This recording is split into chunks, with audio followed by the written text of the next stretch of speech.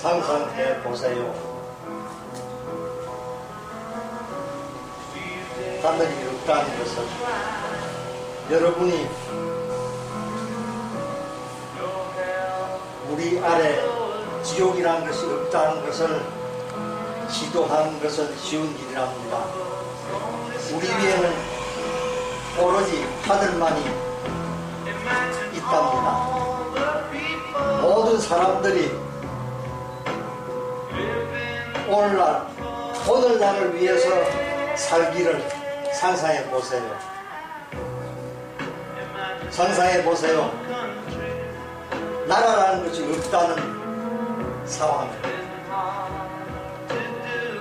그렇게 하기란 어렵지 않습니다.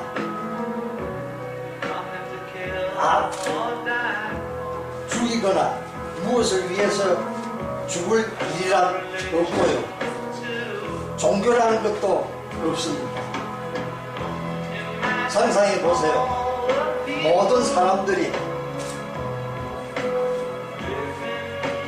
평화롭게 삶을 살아가는 것을 여러분 아마 내가 몽상가라고 말할 것입니다. 그러나 나는 그런 유일한 사람이 아니랍니다. 희망컨대 언젠가는 당신도 우리들의 합세하리라고, 그리고 세상은 하나로서 존재하게 될 것입니다. 상상해 보세요. 소유물이라는 것이 없는 세상을. 나는 경이롭습니다. 여러분이 탐욕할 필요도 없고 분실할 필요도 없다는 것을 인간의 형제에 상상해 보세요. 모든 사람들이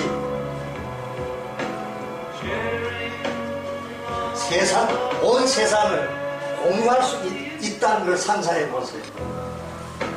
여러분은 내가 몽상가라고 말을 할 수도 있을 겁니다. 그러나 나는 그런 꿈을 꾸는 유일한 사람이 아니랍니다. 나는 희망합니다. 언젠가는 당신도 우리들에게 합세하리라는 것을, 그리고 세상은 하나로서 살아갈 것입니다. 최근에 일어난 이석기 의원 이른바 내란 음모 사건 알 필요도 없고, 또 국정원 대선 불법적 개입 문제. 그런데 아마 저뿐만이 아니라 오늘 한국 사회의 그 비인간적인 모습을 생각한다면 아마 여러 가지가 있을 겁니다. 여러분 뭐가 제일 머리에 떠오릅니까? 양극화도 떠오르고 비정규직 문제도 떠오르고 여러 가지 많죠. 근데 저는 사실은 항상 먼저 떠오르는 것이, 왜 이렇게 많은 빌딩, 세계 220개국이 넘는 나라에서 20살도 안 된 청소년들이 세계 제일로 자살을 많이 하는 거예요. 참 고통스러운 일이죠. 어른으로서 이런 엄청난 상황에 대해서 괴롭지 않을 사람이 없을 겁니다. 이런 우리 삶의 조건을 깊이 생각해 본다면 오늘날 한국 사회의 삶의 조건, 또 어떻게 살아야 될 것인가, 또 아이들에게 어떤 꿈을 줄 것인가 라는 점을 우리가 생각한다면 아인슈타인의 Why Socialism? 왜 사회주의인가? 라는 글을 한번 검토해 보는 것은 의미가 있다는 생각이 듭니다.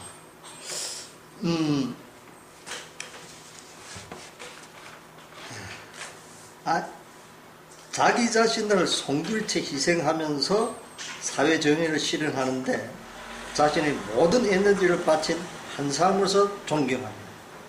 그와 같은 사람들이 인류 양심의 수호자들이며 혁신자들이다 라고 아인슈타인은 일종의 그 추념을 해요. 그럼 이 글을 쓴 추념의 대상이 누구냐 하면 유명한 블라디미르 레닌입니다. 5주년, 별세 5주년 되는 날 아인슈타인이 이런 추념을 했어요. 아마 우리나라 그 어른들 또는 어린이들 경우에 아인슈타인이 누구냐라고 물으면 아마 약간 표현은 차이가 있겠지만 그 천재 과학자, 조금 더 알면은 상대성 이론으로 그 뉴턴적 우주론 세계관을 변화시킨 천재, 조금 더 알면은 사실은 양자론의 기초를 세우는데도 공헌한 천재 과학자, 아마 이런 정도로 모아질 겁니다, 답이. 근데 결정적으로 사실은 사람들이 모르는 점은 이제 인용한 것처럼 아인슈타인은 사실 레닌을 위대한 인물로 인정을 했다는 겁니다. 아인슈타인이 한 아주 중요한 표현 중에 나의 삶은 방정식과 정치로 양분됩니다, 이런 말을 합니다. 여러분, 세계 과학자 중에 이런 말을 한 사람 들어본 적 있습니까? 없죠. 나는 그 개인적으로 가끔 이제 생각하는데, 초등학교 때 그러니까 사실 나는 그 초중 고등학교 다닐 때 학교 수업 잘 듣질 않았어요. 보통 다른 책을 보거나 그 전날 본 책을 생각한다든지 이런 식으로 사실 초중 고등학교를 다 보내고 그랬는데, 그렇게 된 이유 중에 하나가 이 아인슈타인이었어요. 그러니까 내가 지금도 가끔가다 4학년 때 무렵으로 4학년인지 5학년일 때인데 그 며칠 전에 이제 아인슈타인 전기를 읽었었죠. 놀랐던 것 중에 하나가 어떻게 아인슈타인 사람은 빛을 타고 날아가는 그런 상상을 했을까라는 거였습니다. 빛을 타고 날아간다. 그게 난 참 놀라웠어요. 여하튼 그런 경험이 있었는데, 이 와이 소셜리즘이라는 글은 1949년도 5월에 먼슬리 리뷰라는 마르크스주의를 지향하는 저널이죠. 여기 창간호에 실린 글입니다. 그래서 먼슬리 리뷰 이제 그 정기 구독자 같으면은 들어가서 이제 지난 호도 다 볼 수 있어요. 보면 이제 저도 최근에도 또 들어가서 또 한번 표지하고 옛날 그 글을 좀 읽어보고 했는데, 이 먼슬 리뷰라고 하는 저널은 지금은 타계했지만 폴 스위지라는 분하고 지금부터 레오 휴버만이라는 유명한 미국의 이제 마르크스주의 학자라 할 수 있죠. 이 두 분이 이제 주축이 되어서 1949년도 5월, 그러니까 1949년도 5월이면 언제입니까? 우리나라 같은 4.3 항쟁이 시작되고, 이른바 중국 대륙 같으면 이른바 중국 공산당이 이제 집권하기 직전인 그런 시기죠. 이런 시기에 이제 그 잡지가 나오게 되는데, 여기에 이제 창간호에 이제 아인슈타인의 와이 소셜리즘이 이제 실렸어요. 그리고 2000년대인가 들어와서도 또 한 번 실렸어요. 그렇게 됐는데, 한 가지 생각해야 될 것은 조금 전에 얘기한 것처럼 나의 삶은 방정식과 정치로 양분됩니다 라는 것하고 관계되는 건데, 지금도 내가 개인적으로 보관하고 있는 것인데, 1999년도 12월자 타임지를 보면 커버가 아인슈타인이에요. 그래서 세기의 인물, 그러니까 20세기 인물로 아인슈타인을 이제 선정해서 표지 인물로 내고, 이제 20세기의 위대한 인물들에 대해서 약전을 이제 실었어요. 이제 왜 그럼 아인슈타인을 뽑았느냐 하는 이유가 이제 그 편집자 서문에 나왔던 걸로 기억이 되는데, 뭐 간디를 할까, 뭐 아인슈타인 할까, 뭐 그런 얘기가 나옵니다. 막 두 양반 다 사실은 약간 활동 영역을 기본적으로 다르지만 뭐 위대한 인물이면 틀림없지요. 근데 내가 지금 여러분에게 주의를 환기시키고자 하는 것은, 아인슈타인 뽑은 것을 얘기하면서 아인슈타인이 사실은 사회주의를 지지했다는 얘기는 하나도 안 나와요. 이게 중요한 거죠. 그러니까 아인슈타인 본인이 내 삶은 방정식과 정치로 양분된다고 했는데 그런 말 인용조차도 안 하고 있다. 여러분 유튜브에 들어가서 아인슈타인 온 소셜리즘 한번 쳐보십시오. 자료가 얼마 안 됩니다. 내 기억에 최근에도 내가 들어가서 검색을 해봤는데 혹 뭐 내하고 생각이 좀 차이가 있어서 뭐가 다른지 확인을 하려고 전부 Y 소셜리즘에 관한 것만 나오고 아무리 길어도 40분을 넘기지 않는 것들이었어요. 그리고 전부 거의 다 영미권에서 나온 것이고, 그래서 혹시나 싶어서 아인슈타인 앤드 팔리틱스를 또 쳐봤어요. 거의 차이가 없습니다. 근데 그냥 아인슈타인 치면은 엄청나게 많아요. 그것이 E=mc 제곱이라는 게 여러분 뭐 다 아시죠? 그러니까 에너지라고 하는 것은 질량과 빛의 속도를 제곱한 것의 곱이다 라고 하는 유명한 공식이죠. 사실 이것에 의해서 뭐 평화적 원전도 나오는 것이고 이제 무시무시한 뭐 원자 폭탄도 나오는 거 아닙니까? 뭐 이런 것에 관한, 그러니까 아인슈타인이 한 사람의 글자도 불세출의 천재 과학자로서의 업적에 관한 것들, 좀 비정치적인 것은 굉장히 많아요. 최근에 내가 본 것도 아인슈타인 전기에 관한 것인데, PBS라고 해서 뭐 퍼블릭 브로드캐스팅 코퍼레이션 해가 미국의 뭐 공영 교육 방송이죠. 우리나라 뭐 EBS에 뭐 준하는 그런 방송인데, 거기에서 만든 아인슈타인 전기를 봐도 아인슈타인 뭐 사회주의 얘기하는 건 거의 나오질 않아요. 이게 현실입니다. 그래서 우리가 어떤 사람 이해하려면 정보를 제대로 파악해야 되잖아요. 그래서 오늘 이 강의하는 이유는 나중에 뭐 좀 언급할는지도 모르겠는데, 지금 이석기 의원 사건 두고 뭐 여러 가지 이제 견해가 있지 않습니까? 크게 보면 뭐 3가지 정도 아마 될 텐데, 그 경향신문 같은 경우에 이석기 의원에 대해서 다루는 게 약간 좀 달라진 것 같아요. 맨 처음에는 어떤 측면에서 이석기 의원의 어떤 측면에서 뭐 시대착오적이다 하는 입장이 나오고 또 사람들 모아서 얘기하다 어떤 날부터는 조금 바뀌는 것 같더라고요. 그게 제가 볼 때는 제대로 가는 건데, 그러면서 이 좌담회 한 것이 며칠 전에 실렸는데, 내가 볼 땐 거기에 마르크스주의자라고 할 만한 사람은 뭐 그 한상봉이라는 법학자하고 그 또 젊은 학자로 생각해야 되는데 한 2사람 정도 뭐 볼 수 있을까? 전원책이라는 뭐 내가 볼 때는 뭐 극우 반동이라고 할 수 있는 사람, 그리고 그 중앙대 이상동 교수라는 사람, 이런 사람들을 불러서 뭐 좌담회를 하더라고요. 그러면서 이제 거기 나온 얘기들하고 그 뒤에 이제 나온 사람들의 얘기들, 또는 사실 이석기 의원 사건 이전에도 보면은 사회주의라고 하는 것이 이 시대착오적인 것이다 하는 식의 얘기를 경향신문에서도 그런 얘기하는 사람들을 인용하는 경우가 많아요. 뭐 사회라고 하는 것이 여하튼 일단 그런 사람 의미 있으니까. 근데 과연 사회주의라고 하는 것이 진짜 낡은 사상인가?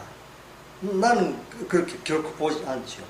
오히려 거꾸로 마르크스로 대표되는, 그리고 레닌과 뭐 모택동이라든지 그람시라든지 그 이후에 많은 신자파 사상가들을 본다면은 마르크스 사상은 지금 계속 발전해 가고 있고, 내가 볼 때는 세속적인 사상 중에 가장 위대한 사상이라고 나는 확신합니다. 그래서 이런 사상은 아인슈타인이라는 진짜 이분을 보면은 천재의 통찰력이라고 하는 것이 이렇구나 하는 것을 놀랄 때가 많아요. 내 개인적으로. 그래서 이런 통찰력을 가진 분이 그럼 사회주의를 어떻게 49년도라는 시점에서 봤느냐. 이것을 오늘날 세계 이 진짜 대혼란이죠. 방황하고 있는. 후쿠야마라는 친구가 그 The End of History라는 책을 소련이 붕괴된 뒤에 냈죠. 근데 붕괴 안 된 건 금방 표가 나왔죠. 그 어리석은 판단에 금방 났죠.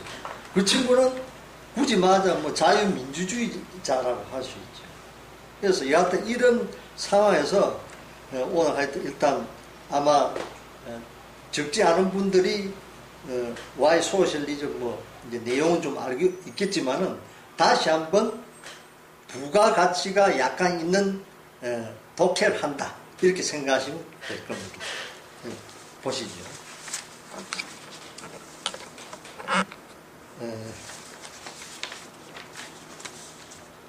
왜 사회주의인가? 경제 사회적 쟁점들에 전문가가 아닌 사람이 사회주의라는 주제에 대해서 견해를 밝히는 것이 바람직한 일일까? 난 몇 가지에서 바람직하다고 생각한다. 우선 과학적 지식이라는 관점에서 문제를 생각해 보도록 하자. 천문학과 경제학 사이에는 방법론이라는 점에서 본질적 차이는 전혀 없는 것으로 볼 수도 있다. 양 분야의 과학자들은 일정한 한계 내에 있는 현상들 사이의 관련성들을 가능한 한 분명히 이해할 수 있도록 그런 현상들에 대한 일반적으로 받아들일 수 있는 법칙들을 발견하고자 시도하고 있다. 그런데 사실 방법론에 차이점들이 있다.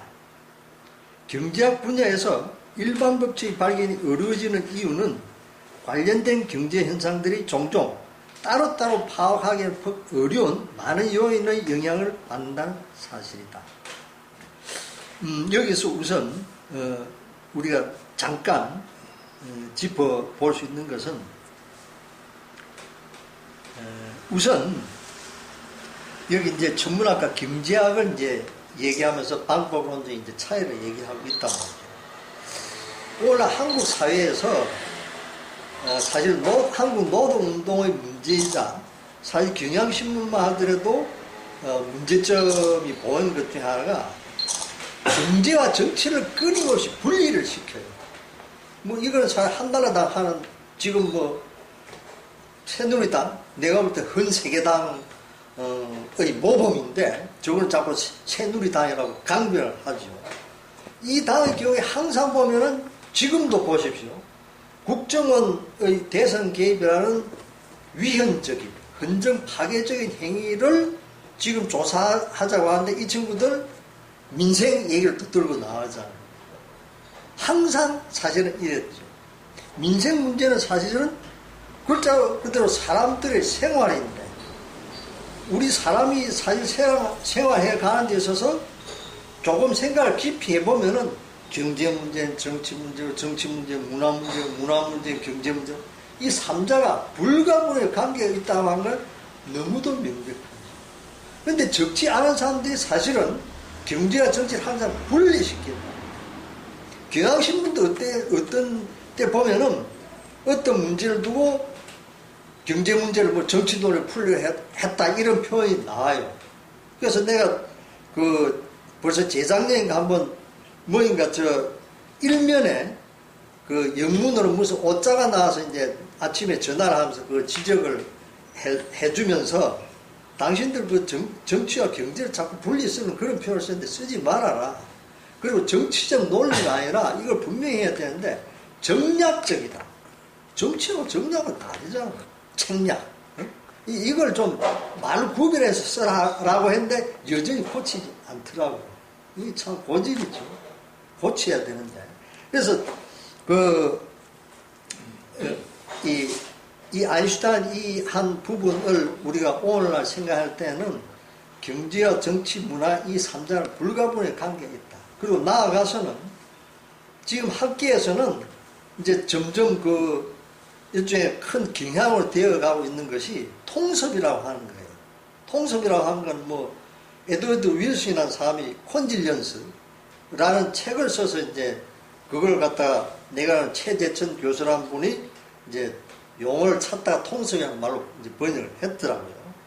근데 여하튼 이 얘기는 뭐 또 하면 길어지니까 여하튼 그 통섭이라는 용어로 뜻하는 바는 경제학, 정치학, 뭐 사회학 이런 것이 사실 하나의 주제를 놓고 서로 통합적으로 연구하는 방향을 지금 가고 있고 이것은 이른바 인문사회과학과 자연과학이 또 서로 통합해서 연구하는 그런 분야를 가고 있습니다.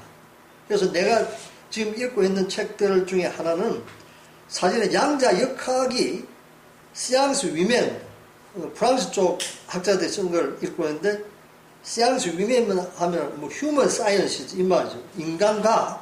인간과학의 측면에서 볼 때 양자 역학에서 얻어낼 수 있는 어떤 교훈은 뭔가 방법론지 어떤 새로운 혁신의 방향은 뭔가 이런 걸 연구하고 있다고요. 그래서 이 정도 하고 또 넘어갑시다.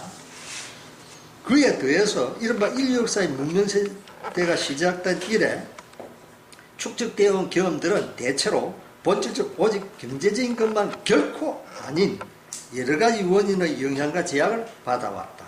이게 이제 지금 말한 그걸 당연히 아인슈타인은 이해를 하고 있는 거죠. 이를테면 역사상 대부분의 강대국들은 정복을 통해서 건설되었다. 이 부분은 이제 국가의 기원과 관련해서 여러 가지 설이 있는데 이른바 정복설을 이제 아인슈타인이 취한 거죠. 정복자들은 법적으로나 경제적으로 정복당한 나라의 특권 계급이 되었다. 그들은 토지 소유권을 독점하였고 그들 가운데서 성직자를 임명했다. 성직자는 교육을 통제하여 사회 계급적 분열을 하나의 제도로서 영구화했고 가치체계를 창조하여 일반 사람들이 사회적 행동을 할 때 상당한 정도로 무의식적으로 그것이 통제를 받도록 했다. 이 부분이 아주 중요하죠. 성직자가 교육을 통제를 하고 계급 분열을 유지시키는 그런 역할을 했다.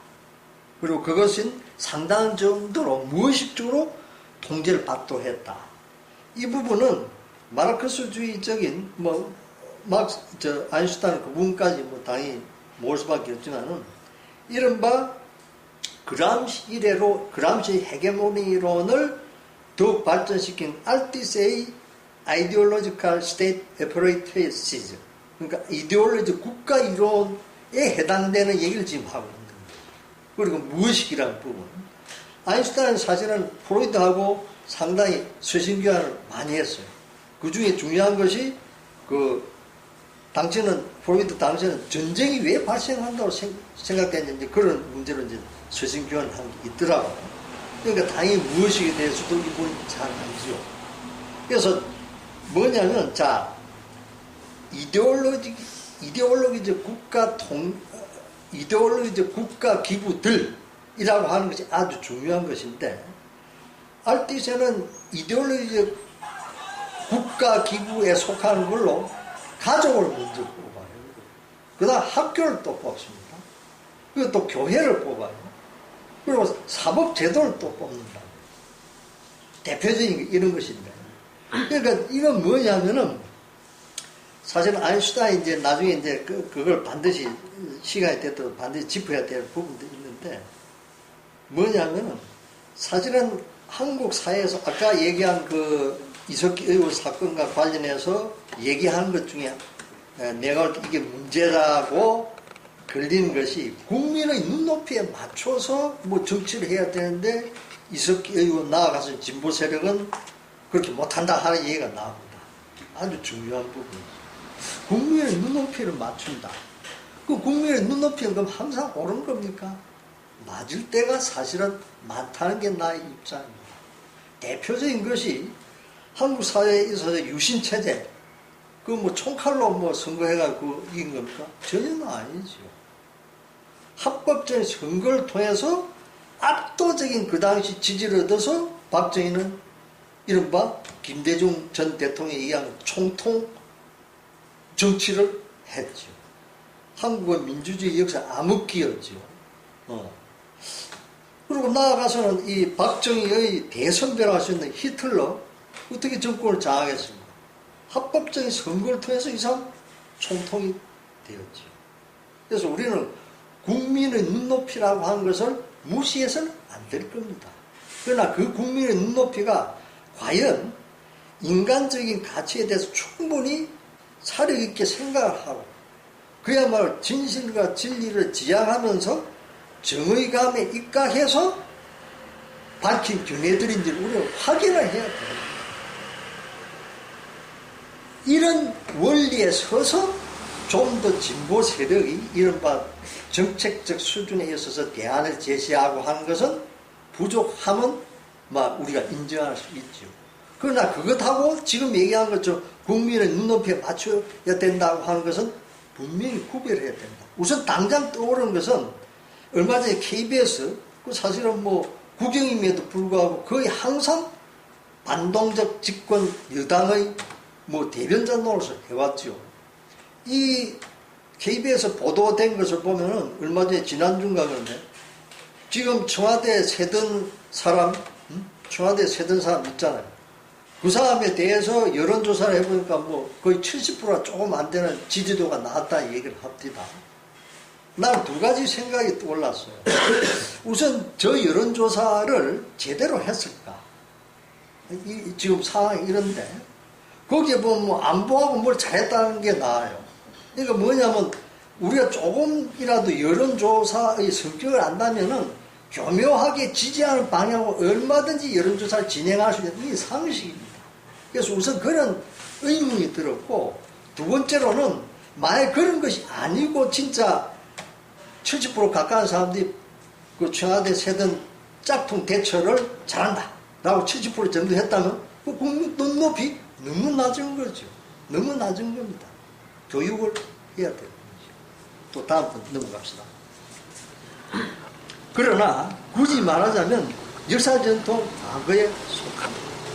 어느 곳에도 우리는 이제껏 소스타일 배불런 이 인간 발전의 포식적 단계라고 불렀던 단계를 진정으로 극복하지 못했다. 우리가 관찰할 수 있는 경제 현상은 바로 그 단계에 속하며 그런 경제적 사실들로부터 이끌어낼 수 있는 법칙들조차 다른 단계에 적용할 수 없는 것이다. 그러니까 이것이 뭐냐면은 자본주의 체제가 사실 아까 말한 후쿠야마 역사의 종언이라고 하는 결국은 뭡니까? 그 사람 책을 보면 아주 자신있게 얘기한 것처럼 자본주의 체제야말로 인간이 이루어갈 수 있는 가장 그래도 이성적이라는 얘기를 쭉 풀을 쓰고 있다면 그것이 진짜 반이성적인 건 너무도 명백하죠. 최근 요 몇 년 동안만 딱 보더라도. 그래서 아인슈타인이 지금 이 말한 것은 자본주의라고 하는 것이 변화할 수 있는 가능성이 굉장히 크다는 얘기를 함축하고 있는 거죠. 변화? 그건 민중이 깨달아서 혁명을 지향해야 돼요. 자본주의 체제에 넘어설 수 있는 아까 비틀스가 노래한 이미지, 상상을 해야 되는 거고 그 상상을 현실화시키기 위해서 심사숙고해야 되는 겁니다. 자, 그 다음부터 봅시다. 사회주의의 진지한 목적은 정확히 말해서 인간 발전의 포식적 단계를 넘어서 나아가는 것이기 때문에 현재의 경제학은 미래 사회주의 사회에 대해서 조명할 수 있는 거의 없다. 이것은 49년도 당시뿐만 아니라 지금도 마찬가지죠. 아까 얘기한 먼슬 리뷰를 보면은 계속해서 그 몇 년 동안 크게 본 두 가지 주제를 다루고 있어요. 한 가지는 금융자본주의의 그 악랄한 행태들이 왜 나오고 이게 어떻게 될 건가, 이거 어떻게 하면 이걸 바로 잡을 수 있을 건가를 논하는가 하면 이 사람들이 7, 8월 달 되면 합본어를 내요. 금년도 2013년도 합본어를 보면은 문화에 대한 얘기를 합니다. 아주 중요한 것이죠. 그래서 뭐냐면은 경제에 관한 금융자본의 위기에 대해서 월가에 관한 얘기를 하면서 국내에도 굉장히 널리 알려진 또 인용을 많이 요즘 하는 사람이 누구냐, 폴 크루그만이라는 경제학자입니다. 이 사람이 하는 얘기를 보면 이 자본주의 체계 진짜 문제 많다는 얘기를 하고 있는 거예요. 그런데 아까 인용한 경향신문에 나온 친구들 보면은 그런가 거리가 있는 어떻게 보면 폴 크루그만보다 사실은 자본주의 경제 잘 아마도 모를 텐데 계속해서 자본주의 체제 옹호하는 그런 발언들을 하고 있단 말이에요. 저 아마도 고생을 분명히 안 하고 있는 건 틀림없는 거죠. 그 혜택을 누리고 있는 놈들이 다수다. 다음에 또 넘어가 봅시다. 둘째, 사회주의는, 잠깐. 이 부분에서 짚어야 될 것은, 맞아, 아인슈타인 시대뿐만 아니라 오늘날 시대에 있어서도, 그러니까 타임지 몇 년 전에 나온 거, 정확하게 기억 안 나는데 한 5, 6년 전에 읽은 것만 해도, 타임지에 막스 얘기가 나온다. 타임지랑은 굉장히 보수적인 저널입니다. 뉴스위크는 약간 좀 달랐는데, 그것도 보면 자꾸 우경화되어 오고, 요 최근에는 하도 안 팔리니까, 이제, 그 종이 되는 잡지는 안 나옵니다. 끝났어요. 인터넷으로만, 이 저널로만 이제 생존을 유지한다. 여하튼, 그런 일이 있다는 것을 지적할 필요가 있고, 세계가 이렇게 자본주의 체제의 뭐 강대국을 알 수 있는 미국, 또 뭐 유럽은 할 필요가 없죠. 나는 가끔가다 프랑스 쪽 들어가서 그 친구들 얘기하는 걸 가끔 좀 보는데, 보면은, 가령 멜랑숑이라는 지난번 프랑스 대선에서 좌파당, 후보로 나와서 제법 득표를 했죠. 멜랑숑이 간단히 말해서 지금 정확하게 기억은 못하지만, 부자들에 대해서 엄청난 세금을 공약의 하나로 내놨어요. 올랑드는 그거보다 조금 작은 정도로 세금 때리는 거 냈죠. 그래서 르파르디유라는 유명한 프랑스 배우는 세금 말하자면 안 내려고 지금 이민 갔죠. 이민 가고 뭐 이런 일이 벌어졌는데, 멜랑총 뿐만이 아니라 그 프랑스 들어가서 보면은 올랑드 저놈은 사회주의자 아니라는 얘기를 해요. 올랑드 사회당 후보로 나왔잖아. 이건 뭐 프랑스 사회당을 오늘날 현주소를 말아주는 거 사이 밑대랑부터 시작되었다고 볼 수 있는 거지만, 여하튼 내가 말하면서 한 것은 자본주의 체제에 대해서 근본적인 질문을 던져야 될 이런 시대에 국립서울대를 비롯해서 자본주의 강장 폐간되거나 아니면 최근에 어떤 얼빠진 놈이 또 그 자본론 강행하는 선생님을 갖다가 국정원에 고발한 놈도 있죠. 이게 참 예전에 우리가 자랄 때 할머니들이 가끔 이런 말씀 하세요. 그러니까 사회적으로 못된 짓을 한 놈들 보고 저는 똥을 먹어야 될 놈이다. 이런 얘기를 많이 했어요. 나는 오늘 그 학생이라는 놈을 보면서 이놈이야말로 그런 놈이다 하는 생각이 들더라고요. 또 넘어갑시다. 둘째, 사회주의는 사회윤리적 목표를 지향한다. 이것이 굉장히 중요한 겁니다. 하지만 과학은 목표를 창조할 수 없고 더욱이 사람들에게 그러한 사회윤리적 목표를 주입할 수 없다. 기껏해야 과학은 일정한 목표를 이룰 수 있는 수단을 제공할 수 있을 뿐이다. 그러나 그러한 목표 그 자체는 순간윤리적 이상들을 품은 구체적인 사람들의 몫이며, 이런 목표가 유산되지 아니하고 생명력 있고 정기가 있는 것이라면 그것은 절반쯤 무의식적으로 사회의 완만한 진화를 결정한 많은 사람들에서 채택되어 실행된다. 이 부분이 아주 중요하죠. 그러니까 사회주의와 관련해서 우리 활동가들, 또 노동자들, 또 최근에 사실 먼슬리 리뷰에서 나온 자본론을 한 권으로 압축해서 설명한 책이 나왔어요. 지금 내가 또 읽기 시작한 책 중에 하나인데, 근데 그 사람 책을 보면 이 막스 사상을 이해하는 데서 내가 약간 좀 다르다는 생각이 들어요. 이게 뭐냐면 자본주의 체제에 대한 막스의 분석은 윤리적인 것을 배제한 것이라는 뜻의 얘기를 이제 하면서 뭐 설명해 나가요. 어떤 면에서 보면 옳은 얘기입니다. 그러니까 막스는 분명히 엥겔스가 쓴 글 중에 유토피아적 사회주의, 그러니까 과학적 사회주의라는 논문이 있지 않습니까?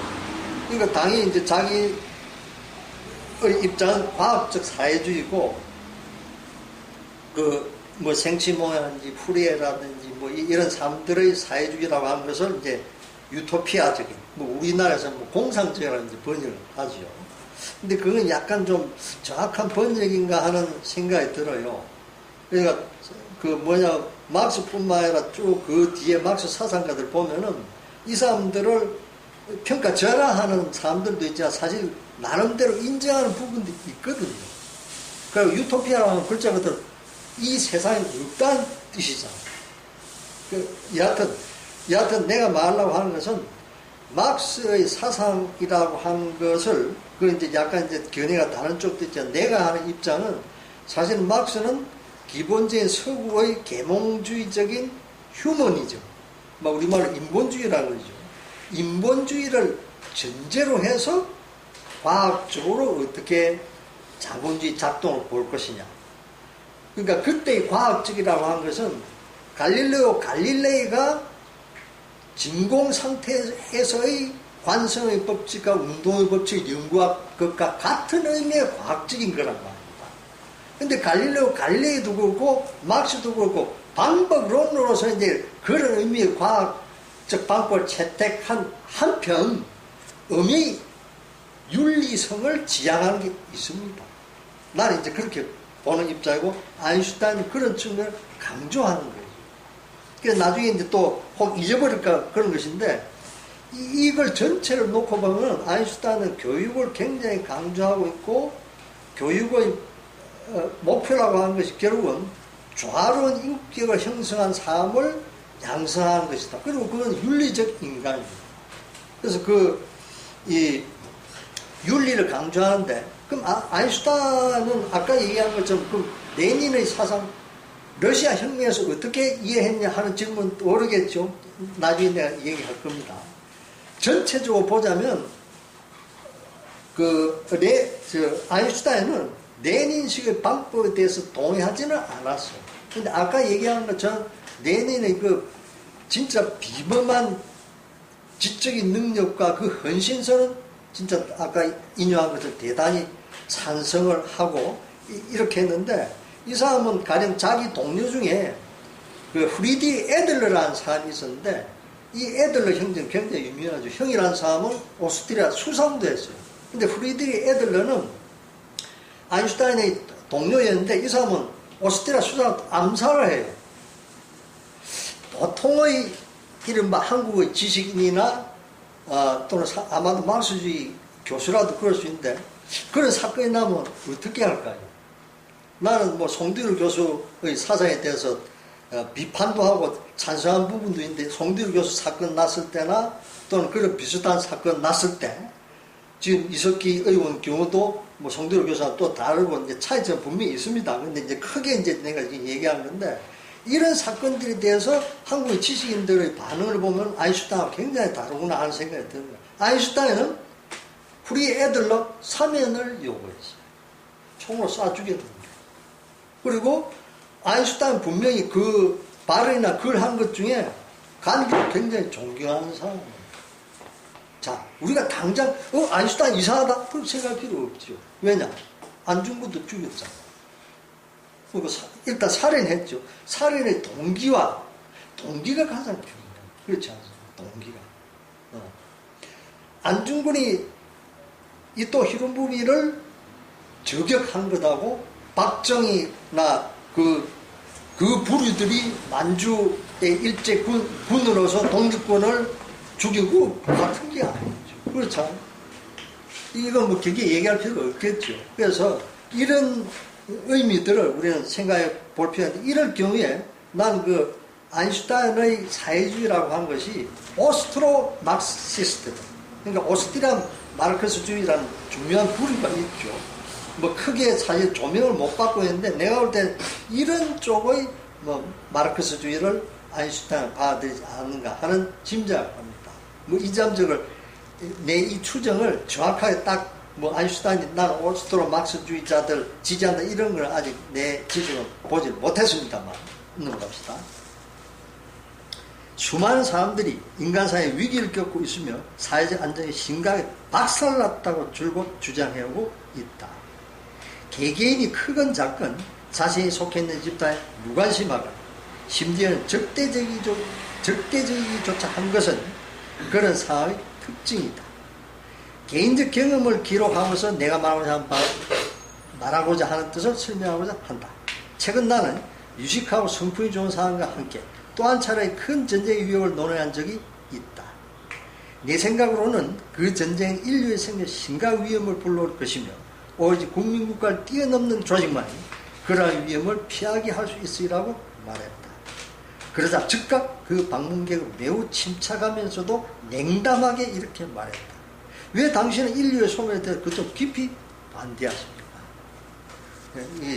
난 사실 두 가지 의미가 있다고 보는데, 우선 이 부분은 아인슈타인 사상하고 무엇과 관련되냐면, 아인슈타인은 사실 세계 정부론을 굉장히 주창했어요.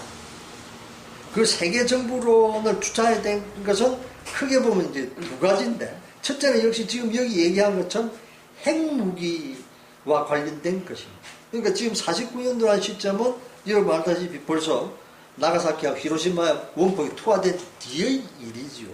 그리고 49년도라는 시점은 아까도 잠깐 얘기한 것처럼 세계적으로 냉전이 본격화되기 시작하고 미국에서 메카시즘 열풍이, 광풍이 불던 이런 시대죠.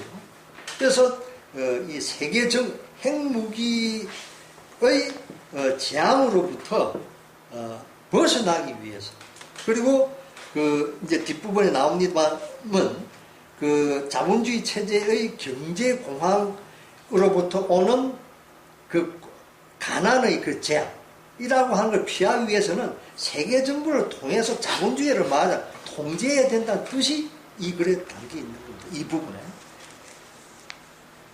불과 100년 전만 하더라도 어느 누구도 이런 의미의 말을 그토록 쉽게 말할 수 없었으리라고 난 확신한다.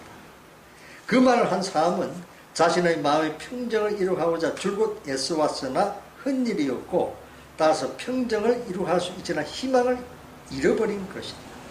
그 말은 오늘날 매우 많은 사람들이 고통을 겪고 있는 외로움과 고립감을 표현한 것이다. 그 원인은 무엇일까? 탈출구는 있는 것일까? 그런 문제를 제기하기란 쉽지만 정도야 어떻든 확신을 가지고 답하기란 어려운 것이다. 비록 우리의 느낌과 노력은 종종 모순되고 불분명하며 그 점을 쉽고 단순한 공식으로 표현할 수 없다는 사실을 깊이 의식하고 있기는 하지만 나는 최선을 다해서 대답하려고 노력해야 한다고 생각한다. 인간은 고독한 존재이면서 동시에 사회적 존재이다. 이 부분이 아주 중요하죠. 사회적 존재. 여러분 마르크스 사상에 대해서 기본적으로 알고 있으니까, 마르크스가 인간에 대해서 정의한 게 뭡니까? 사회적 관계의 총합이다, 앙상블이다, 이런 얘기죠.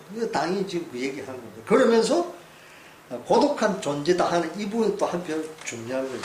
여러 가지 중첩된 의미가 있는데 여하튼 일단 또 넘어갑시다. 고독한 존재에서 인간은 그 자신과 그와 가까운 사람들의 생존을 보호하고 자신의 개인적인 바람을 충족시키며 타고난 능력들을 개발하고자 했습니다. 사회적 존재로서 인간은 친구들로부터 인정받고 사랑받기를 원하며 친구들과 함께 즐거움을 나누며 슬픔에 처한 친구들을 위로하며 그들의 삶의 조건을 개선하려고 노력한다. 오직 이러한 다양하고 때로는 갈등하는 노력이 인간의 특성을 설명해주며 그러한 노력이 특정한 형식으로 모여 한 개인이 정신적 평정을 이룩하고 사회 복지에 기여할 수 있는 정도를 결정짓는다. 그러한 노력이 특정한 형식으로 모여, 이 부분이 중요한 거죠. 그러니까 사회주의적 운동을 말하는 게 되겠죠. 그러니까 이글뿐만 아니라 자꾸 얘기하지만 나중에 혹 또 빠져먹을까봐 미리 좀 얘기하지만, 아인슈타인은 한편으로 현자들의 국제적인 어떤 컨퍼런스 이런 걸 이제 계획하고 실제로 또 열어요. 그러니까 나중에 이 부분 아주 중요할 때 짚을 텐데, 막 이런 부분을 두고 아인슈타인을 보고 엘리트주의라는 얘기도 이제 합니다. 나는 그 엘리트 역할은 이건 필수 불가하다. 그러니까 아까 국민의 누토피를 얘기한 것처럼 사회라고 하는 것이 민주화되고 자본주의 체제의 극복으로서의 사회주의 길을 가는 데 있어서 민주의 의식이 높아지고 무엇을 통제하는 능력을, 그러면 지도하는 사람이 있어야 될 거 아닙니까? 오늘 한국 사회를 놓고 보면은 사회운동권에, 뭐 여성운동도 물론 이런 노동운동권에도 이 퍼져 있는 굉장히 잘못된 자세들이 누가 날 가르치냐 이런 식의 사고방식이 제법 있습니다. 진짜 참 어느 도다이죠. 아주 쉬운 대로 그게 얼마나 어리석은 생각이고 일종의 어떻게 보면 열등감이나 이제 그 나르시시즘이 작용했다. 둘 다 작용했을 수도 있고 그렇다고 볼 수 있는 게 여러분 대체로 나와 같은 경우를 제외한다 대체로 자동차 운전 다 한단 말이에요. 여러분 자동차 운전할 때 교본을 사서 봐야 필기시험 통과하죠. 교본을 여러분이 뭐 썼습니까? 다른 사람이 쓴 걸 공부를 하죠. 그러니까 교본 쓴 사람 만나지 않아도 그 사람은 당분간 선생님이죠. 몰라도. 또 여러분이 운전할 때 교습소에 가서 적어도 사람에 따라 다르죠. 그 훈련 받죠. 그 선생님이잖아요. 그러니까 그런 측면들. 그러니까 배움에 대해서 적극적이어야 된다. 그리고 엄연히 사람의 그러니까 평등을 지향한다고 하는 것을 많은 게 착각하는 것이 나하고 당신하고 다를 게 뭐가 있나 이런 식으로 생각하기가 굉장히 다르죠. 그 다른 것을 내가 볼 때 크게 두 가지가 다른 겁니다. 엄연히 지적인 능력의 차이는 엄연히 있는 거죠. 여러분 생각 엄연히 있죠. 뜻 같습니까? 다 차이가 있는 겁니다. 그리고 사람의 됨됨이가 다 똑같습니까? 아주 용기 있는 사람도 있는가 하면 겁 많은 놈도 있는 거예요. 마음이 태평양 같은 사람이 있는가 하면 5평짜리 마음 가진 놈도 있는 거예요. 다 인품이 다른 겁니다. 그래서 사실은 세상이 어려운 것이고 따라서 끊임없이 배우고자 하는 의지가 굉장히 중요하고 배울 만한 그런 지성과 인기 있는 사람 존경할 줄 알아야 돼. 배워야 되는 겁니다. 그래야 자신이 성장합니다. 이런 부분에 대한 이해가 사실 나옵니다. 이 글은 아니고 나중에 잠깐 소개할 겁니다. 그래서 특정한 형식이라고 하는 거 오직 이런 다양하고 때로는 갈등하는 이건 해죠. 이런 두 가지 충돌이 어느 정도 힘을 가지냐는 주로 유전에 의해서 결정된다. 이 부분이 약간 좀 아인슈타인 견해와 저는 약간 좀 다릅니다. 그러니까 아인슈타인의 경우에 이제 좀 전에 얘기한 지적인 능력과 관해서 이제 IQ를 얘기하죠. IQ를 두고 여러분 벌써 당장 눈치를 채거나 또 일반적인 지적인 수준에서 짐작할 수 있는 건 당연히 견해가 많아요. 그래서 보면 IQ라고 하는 것이 인텔리전스 코어션트 지능 지수라고 번역하죠. 그걸 줄여서 IQ라고 하는 것인데 IQ라는 것이 30% 정도 유전의 영향을 받는다. 이런 연구도 있고 아니야 7, 80% 돼. 이런 견해도 있습니다. 근데 내 입장은 IQ뿐만 아니라 모든 인간의 자질의 유전적인 요소가 분명히 있죠. 근데 그 유전적인 것이 어떻게 발현되느냐라는 걸 혹시 따지기 시작하면 사실은 환경이 더 중요하다. 이 점을 또 생각해야 된다 이겁니다. 한 가지만 얘기하자면 한국에서 일종의 이 잘못된 견해가 굉장히 생명력 오래 가지고 있는데 IQ에 굉장히 또 매달리죠. 근데 시간 관계에서 짤막하게 얘기하자면 IQ라고 하는 것은 사실상 어느 논리적 기능을 측정하는 것에 그쳐요. 근데 하워드 가드너라는 대략 한 10년 전부터 세계적인 인지과학 또 진리에 관한 학자로서 우대를 받고 최근에 아주주간이라는 홍콩에서 나는 중국 저널 보면은 내가 사본지는 않았지만 보면은 하워드 가드너 책을 서평란에 소개를 하고 있어요. 그래서 하워드 가드너는 멀티플 인텔리전스 해서 다중지능이라고 전문가들이 일단 번역하더라고요. 적절하다는 생각이 듭니다. 그래서 하워드 가드너가 하는 거는 지금 얘기하는 일반적인 현재의 지능검사가 측정하는 언어 논리적 또는 수리 논리적 이런 지능뿐만 아니라 지금 사실은 그 와이 소셜리즘과 관계된 인간은 사회적 관계의 총체라고 하는 사회적 관계라는 것과 관련해서 보자면은 인간관계 지능이라는 얘기를 해요. Human interrelationships, intelligence of human interrelationship 이래가지고 인간관계 지능이라는 얘기를 하워드 가든은 얘기를 한다. 그러니까 간단해서 사람들하고 어울리는 쉽게 그런 지능을 얘기를 해요. 또 한 가지 중요한 것은 사회적 관계와 관련해서 얘기하는 또 교육과 관련해서 얘기하자면 한국 사회에 굉장히 부족한 부분인데 자기 성찰의 지능을 얘기해요. 인트로스펙션 자기의 내면을 성찰하는 걸 해요. 그리고 스포츠나 무용과 같은 이런 동작과 관련된 지능 이런 걸 또 얘기한다. 음악적 지능 이런 거. 그래서 사실은 하워드 가드너의 그런 지능과 관련된 연구들을 지금 굉장히 많이 합니다.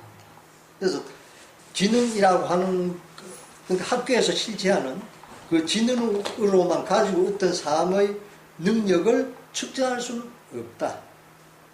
그래서 이제 이 심리학에서는 무슨 얘기를 하냐면 사이코메트릭스라는 표현을 써요. 그러니까 심리적인 어떤 것을 매트릭스, 수량적으로 뭐 측정하려고 하는 분야라는 표현을 써요. 이거는 어느 정도 의미는 좀 있겠지만은 내가 알고 있는 심리학계 내에서 굉장히 제한적 의미를 둔다 하는 것을 여러분 잊지 말기를 바랍니다.